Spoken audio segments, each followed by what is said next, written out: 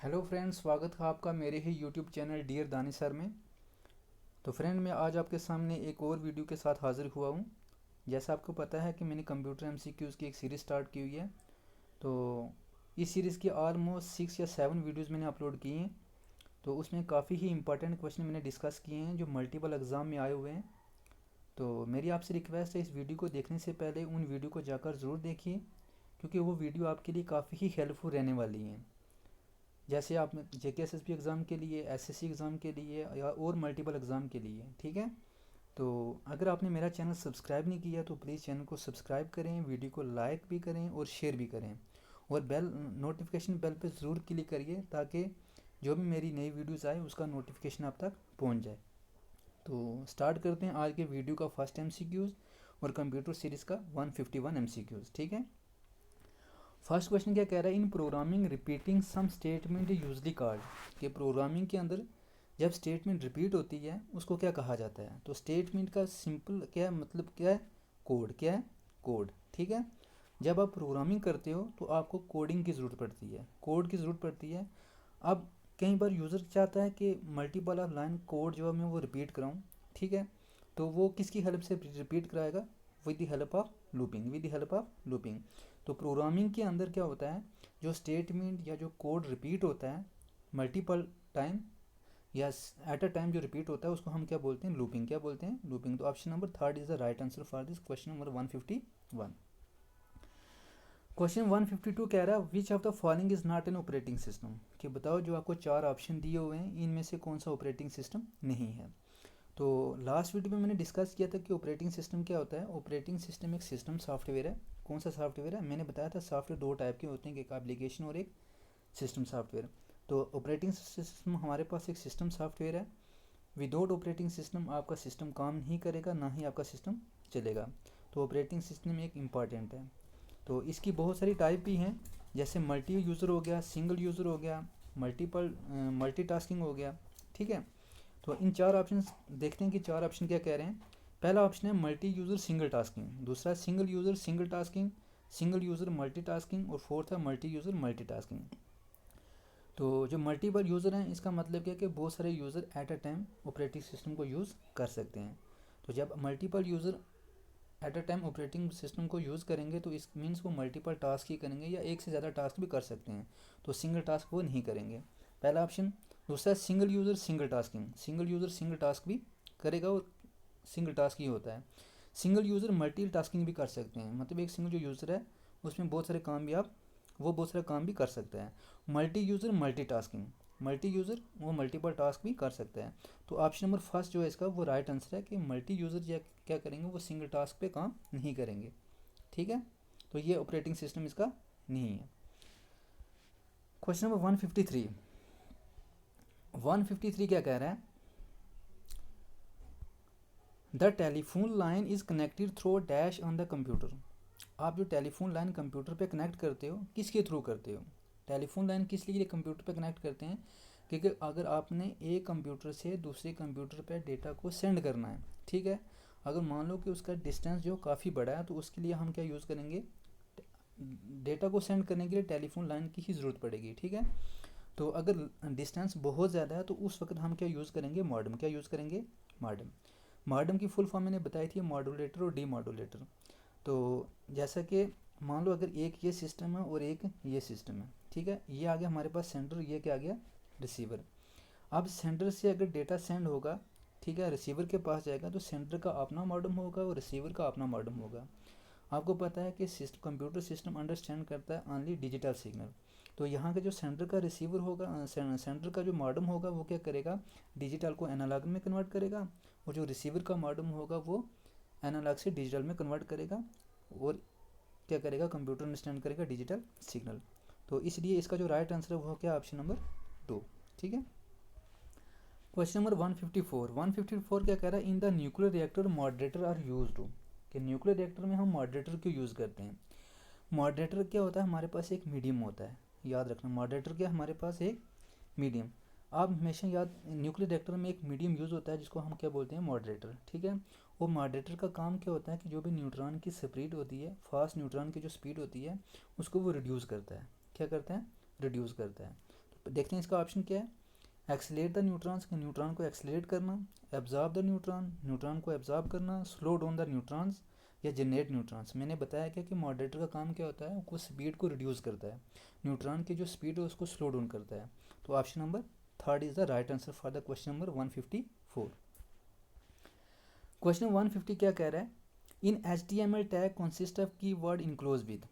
HTML क्या है कि HTML टैग, HTML लैंग्वेज के अंदर जो टैग होते हैं, ठीक है, उसके अंदर जो कीवर्ड होता है उसको जब इनक्लोज करते हैं, इनक्लोज करते हैं तो कौन सी ब्रैकेट से हम इसको इनक्लोज करते हैं, ठीक है। तो HTML की मैंने फुल फॉर्म बताई थी आपको, हाइपर टेक्स्ट मार्कअप लैंग्वेज।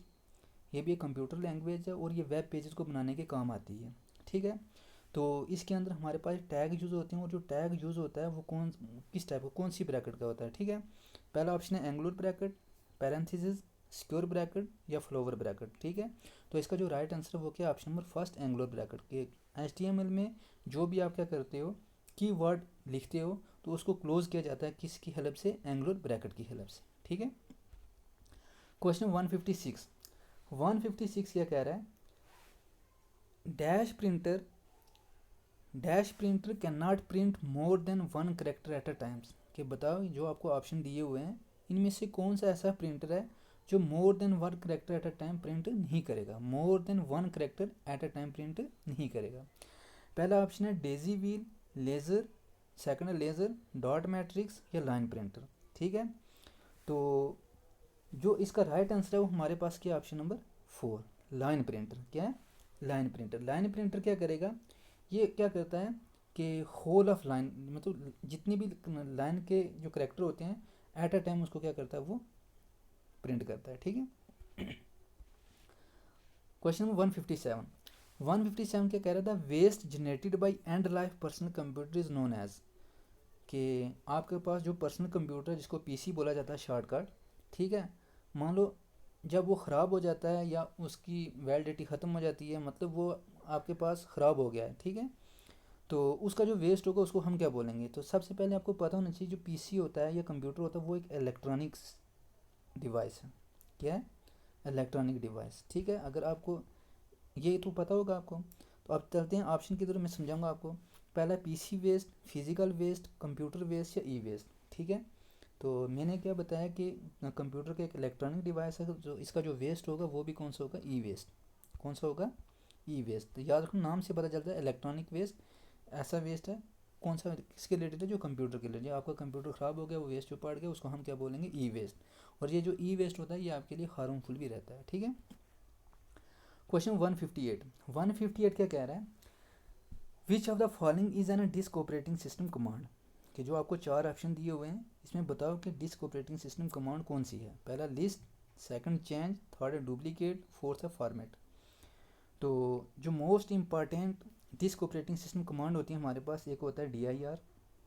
कौन सी होती है, DIR, याद रखना एग्ज़ाम में आ सकता है। DIR का मतलब क्या होता है कि फोल्डर के अंदर लिस्ट होती है कंटेंट की, फोल्डर के अंदर लिस्ट होती है कंटेंट की, उसको हम बोलते हैं DIR का मतलब क्या है, डायरेक्टरी। अच्छा, उसके बाद एक और जैसे हमारे पास क्या होगी, फॉर्मेट। क्या होगी, फॉर्मेट। ये आपको बताएगा कि आपकी जो फाइल है वो किस फॉर्मेट की है, ठीक है। और तीसरा हमारे पास क्या हो गया, एक और टाइप है क्या इंपॉर्टेंट जिसकी है टाइप, ठीक है। तो टाइप क्या शो करता है, ये टाइप कमांड क्या शो करती है कि आपका डेटा किस टाइप का है, ठीक है। तो इसका जो राइट आंसर है वो हमारे पास क्या, ऑप्शन नंबर 4 फॉर्मेट क्या है, डिस्क ऑपरेटिंग सिस्टम की क्या है, कमांड है, ठीक। क्वेश्चन 159 क्या कह रहा है, a type of internet account in which computer is not connected directly to net. Computer के बहुत सारे इंटरनेट अकाउंट होते हैं, बहुत सारे। तो बता रहा है कि इनमें से कौन सा इंटरनेट अकाउंट है कि जिसमें हम कंप्यूटर को डायरेक्टली नेट से कनेक्ट, इंटरनेट से कनेक्ट नहीं कर सकते। तो पहला shell account, kernel account, server account या TCP/IP अकाउंट। तो इसका जो ऑप्शन है वो ऑप्शन नंबर 4 है, TCP/IP account, transmission control protocol / internet protocol account, ठीक है। तो इसका राइट आंसर क्या है, ऑप्शन नंबर 4। क्वेश्चन 160 क्या कह रहा है, computer programming language often use by children. कि जो कंप्यूटर प्रोग्रामिंग लैंग्वेज है जो मोस्टली चिल्ड्रन यूज़ करते हैं, बच्चे यूज़ करते हैं, तो वो कौन सी लैंग्वेज है। पहला ऑप्शन आ गया लोगो, दूसरा गया पायलट, थर्ड आ गया बेसिक, फोर्थ आ गया जावा। तो जो राइट आंसर है इसका क्या है, वो लोगो। आपको पता होना चाहिए कि जो बच्चे होते हैं उनको पिक्चर बनाने का बड़ा शौक रहता है, ठीक है। तो इसलिए वो क्या करते हैं, कंप्यूटर प्रोग्रामिंग कौन सी यूज़ करते हैं, लोगो वाली, ठीक है। लोगो कंप्यूटर प्रोग्रामिंग यूज़ करते हैं बच्चे, ठीक है। Question number 161। 161 क्या कह रहा है, A portable personal computer small enough to fit on your laps is called as, lap is called as, कि पोर्टेबल कंप्यूटर, पोर्टेबल क्या आता है, वो चीज़ जिसको आप आसानी से एक जगह से दूसरी जगह उठा के ले जा सकते हो।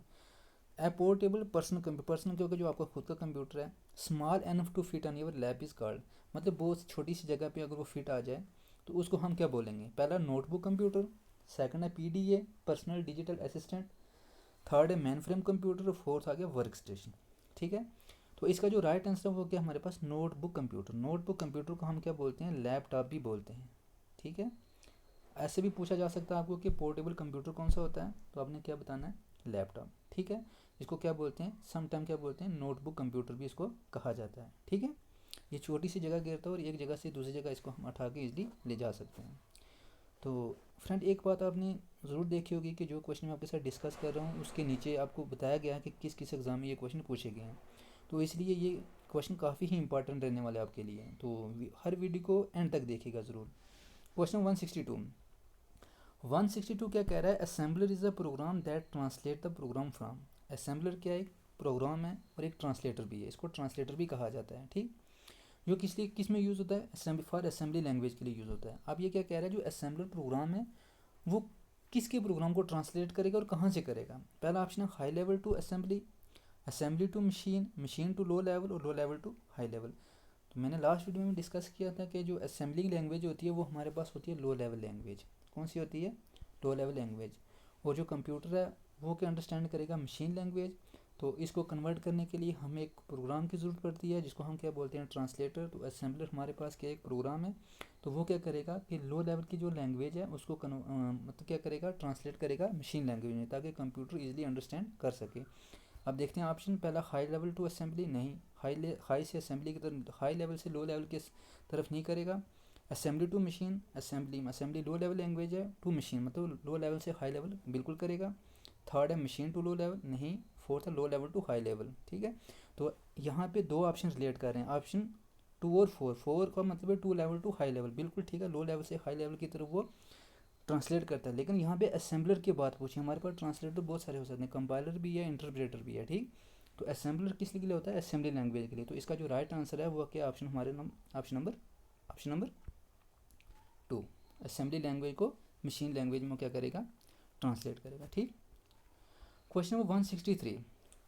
163 क्या कह रहा है, a journal identify the DBMS using the following, कि इसमें से बताओ कौन सा आपके पास DBMS है या नहीं, ठीक है। कौन सा DBMS है। DBMS की फुल फॉर्म क्या होती है, डेटाबेस मैनेजमेंट सिस्टम। एक general purpose database management system होता है कि जो आपके डेटा को क्या करता है, ऑर्गेनाइज्ड फॉर्म में स्टोर करता है, ठीक है। तो क्वेश्चन क्या कह रहा है कि इसमें से बताओ कौन सा DBMS है। पहला गया MS Access, MS PowerPoint, PL/SQL और MS एक्सेल, ठीक। तो हमारे पास जो डेटाबेस मैनेजमेंट सिस्टम होता है इसका काम क्या होता है कि डेटा को क्रिएट भी, आप डेटा क्रिएट भी कर सकते हो, अपडेट भी कर सकते हो और डेटा को एडमिनिस्ट्रेटर भी कर सकते हो और ऑर्गेनाइज्ड फॉर्म में, ठीक है। तो इसकी जो बेस्ट एग्जांपल हमारे पास MySQL भी है, माइक्रोसॉफ्ट SQL भी है, ओरेकल भी है, सैप भी है, एक्स्ट्रा, ठीक है। अब हम चलते हैं ऑप्शन की तरफ। तो ऑप्शन में क्या कह रहे हैं, MS Access, MS PowerPoint, PL/SQL, MS Excel. तो इसका जो राइट आंसर है वो है ऑप्शन नंबर 3, PL/SQL। ये हमारे पास क्या है, DBMS, ठीक है। PL/SQL की फुल फॉर्म क्या है, procedural language slash structured Curie language. याद रखना, procedural language slash structure Curie language, ठीक है। ये इसकी क्या फुल फॉर्म है। ये ओरेकल कॉपरेशन लैंग्वेज है, ओरेकल कॉपरेशन DBMS है, ठीक है। Option question number 164। 164 क्या कह रहा है, the database in which record are organize in tree like structure. मैंने अभी आपको बताया कि डेटाबेस क्या होता है, एक ऐसा सिस्टम होता है कि जिसमें हम डेटा को ऑर्गेनाइज करते हैं ऑर्गेनाइज्ड फॉर्म, डेटा को प्रॉपर अरेंज करते हैं ऑर्गेनाइज्ड फॉर्म में, ठीक है।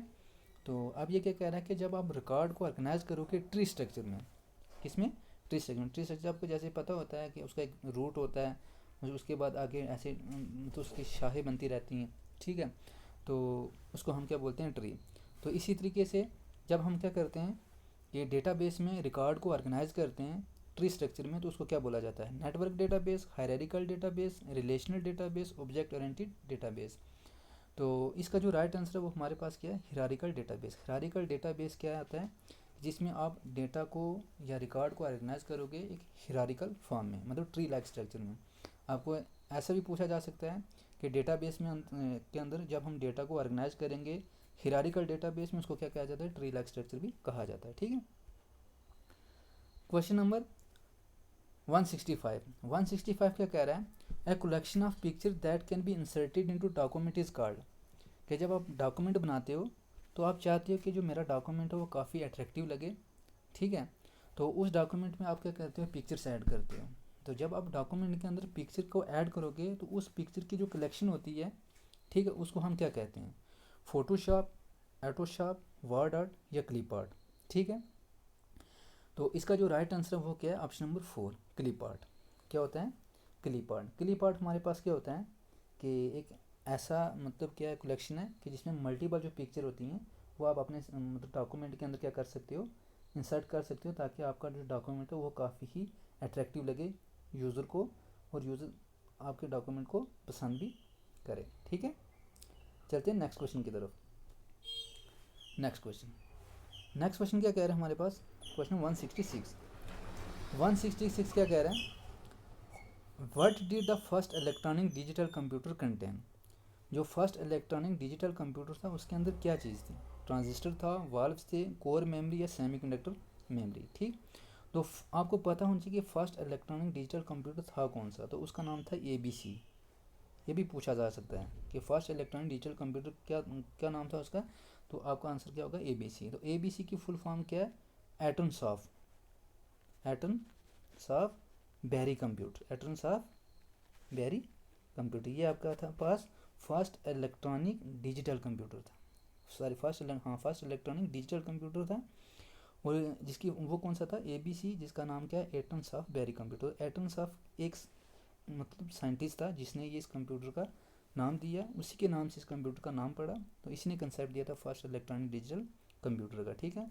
तो उसके अंदर क्या चीज़ थी, तो उसके अंदर थे क्या, वाल्व्स, क्या थे, वाल्व्स, ऑप्शन नंबर 2, ठीक है। Next question 167। 167 क्या कह रहा था, टर्म PC मीन्स, ठीक है। काफ़ी बार हमने ये क्वेश्चन डिस्कस किया कि PC की फुल फॉर्म क्या होती है, तो PC की फुल फॉर्म क्या होती है, पर्सनल कंप्यूटर, ठीक। तो option number 4 is the right answer for this question. जो भी कंप्यूटर आपके लिए यूज़ करते हो अपनी पर्सनल के लिए, उसको हम क्या बोलते हैं, PC। तो इसकी फुल फॉर्म क्या होती है, पर्सनल कंप्यूटर। Question number 168। 168 क्या कह रहा है, by default to run an application through mouse which one of the following has to be done. क्या कहता है कि आपके सिस्टम के ऊपर जो भी एप्लीकेशन होती हैं तो आप उसको मैक्सिमम मोस से ही हैंडल करते हो, ठीक है। अब ये क्या कह रहा है कि अगर आपकी स्क्रीन पे या आपके सिस्टम पे कोई एप्लीकेशन है, तो अगर आप उसको माउस के थ्रू एक्सेस करोगे तो इसमें से कौन सी मतलब कौन सा क्लिक करोगे जिससे आपकी एप्लीकेशन क्या रन हो जाएगी, चलना स्टार्ट हो जाएगी, ठीक।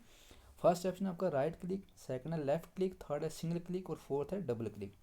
तो इसका जो राइट आंसर वो क्या है, डबल क्लिक। क्या है, डबल। मान लो अगर आपके पास, मैं कहता हूँ कि ये कंप्यूटर का आइकन है हमारे पास, ठीक है, या कंप्यूटर का आइकन ले लो, ये आपके पास क्या है, फोटोशॉप है। एक फोटोशॉप क्या है, एप्लीकेशन सॉफ्टवेयर है, ठीक है। तो इसका जो आइकन आपके स्क्रीन पे बना होगा, जब आप इसको माउस के ज़रिए ओपन करोगे तो आपको यहाँ पे 2 बार डबल क्लिक करना पड़ेगा, तभी जाके आपकी ये एप्लीकेशन क्या होगी, काम करेगी और चलेगी भी, ठीक।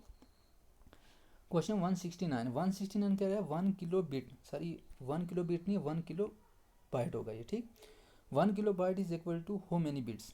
1 किलो बाइट के अंदर कितनी बिट्स होती हैं, तो काफ़ी बार डिस्कस किया, तो इसका जो राइट आंसर है 1024।